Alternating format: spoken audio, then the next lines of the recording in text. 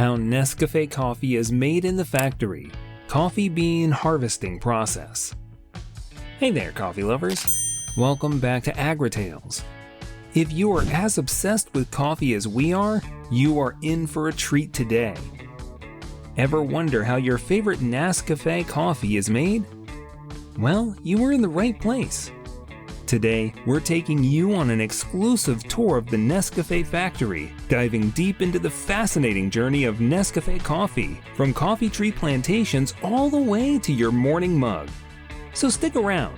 You might just learn a thing or two that'll make your next sip even more satisfying.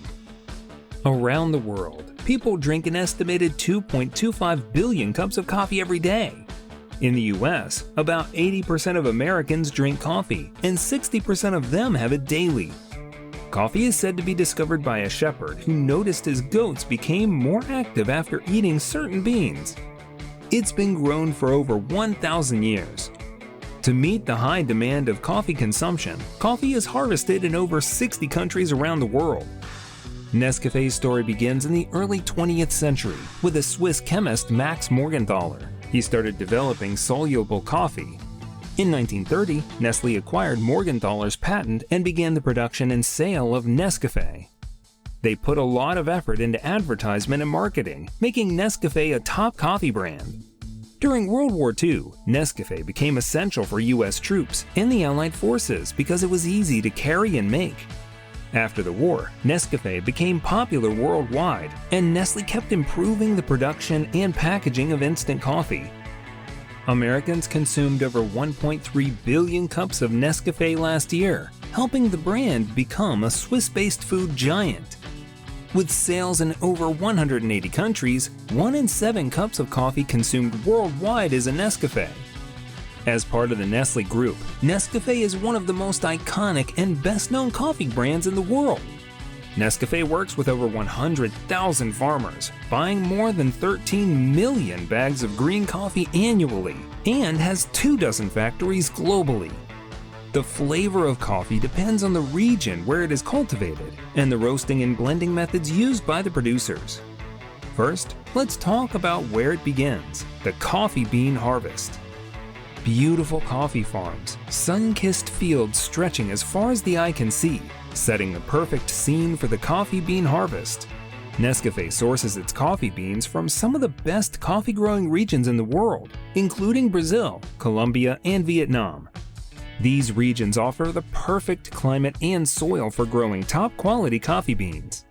There are 2 main types of coffee beans, Arabica beans and Robusta beans. Arabica beans, grown in Latin America, East Africa, and Asia, are longer and make a sweeter, more delicate coffee. Robusta beans, from the Canephora coffee tree, are shorter and rounder, giving it a stronger, heavier, and more bitter coffee. Robusta beans are grown in humid areas like Southeast Asia and West Africa. Every coffee plant starts in nurseries, where they are looked after for 6 to 12 months. Once ready, expert coffee farmers transplant them into the fields. These plants start producing coffee cherries in about 1.5 years, and after 3 years, they are at their most productive phase. The beans inside these cherries are used to make the 100% pure NesCafe coffee granules you enjoy every morning. During the harvest season, skilled farmers hand-pick these cherries at their peak ripeness. Farmers know it's time to harvest coffee cherries when they turn a precise shade of red, a skill they have honed over years of experience. This careful nurturing and harvesting process keeps the coffee trees healthy and productive for up to 20 years. Once harvested, the cherries undergo a process called wet milling. This involves removing the pulp from the cherries to reveal the precious coffee beans inside. The beans are separated from the cherry pulp in large tanks where natural enzymes break down the sticky layer around them. This takes about 12 to 48 hours and helps enhance the beans' flavor. The coffee beans inside these cherries are initially light green, not the golden brown. Next is washing. The fermented beans are thoroughly cleaned in water channels to remove any remaining residue. This ensures no unwanted flavors affect the final coffee taste. Then the bean drying process starts. Coffee beans need to reach a perfect moisture level, usually around 10 to 12%. This can be done by sun drying, where beans are spread out and turned regularly, or mechanical drying, which uses machines to speed up the process. Proper drying locks in flavor and prevents mold. Turning fresh green coffee beans into NesCafe's instant coffee granules is a long but rewarding process. From start to finish, only one ingredient is being used, and that is 100% pure coffee. That's right, NesCafe is made from just coffee and water, nothing else. Next, the dried beans, known as green coffee, are packed into jute bags and shipped to NesCafe's factories. NesCafe has been perfecting the art of coffee making for over 80 years, so you know they have totally nailed it. At the factory, turning green coffee beans into the rich golden brown granules we love starts with roasting. Roasting is like a magic. It's where the beans develop flavor, intensity, and aroma. NesCafe's expert roasters use precise temperature control to bring out the best flavor in every batch of beans. The roast time and temperature vary for different types of beans. For example, Arabica beans are roasted lightly and delicately, while Robusta beans undergo a deep and bold roast. A light roast gives a mild flavor, a medium roast provides a balanced, rich taste, and a dark roast delivers a strong, intense flavor. During roasting, the beans are constantly stirred so that they don't burn. The roasting process also begins to burn off the caffeine. Interestingly, more roasting means less caffeine, while less roasting means more caffeine in your coffee. Now that the coffee beans have been roasted to perfection, it's time to grind them up into a coarse powder. The beans are ground to just the right consistency for brewing. NesCafe uses a unique brewing process to extract the full, bold flavors of the coffee. The coarse coffee powder moves into extraction cells. Think of these cells like a supercharged version of your home's coffee maker or percolator. Here's where the magic happens. Hot water is added to the coffee grounds.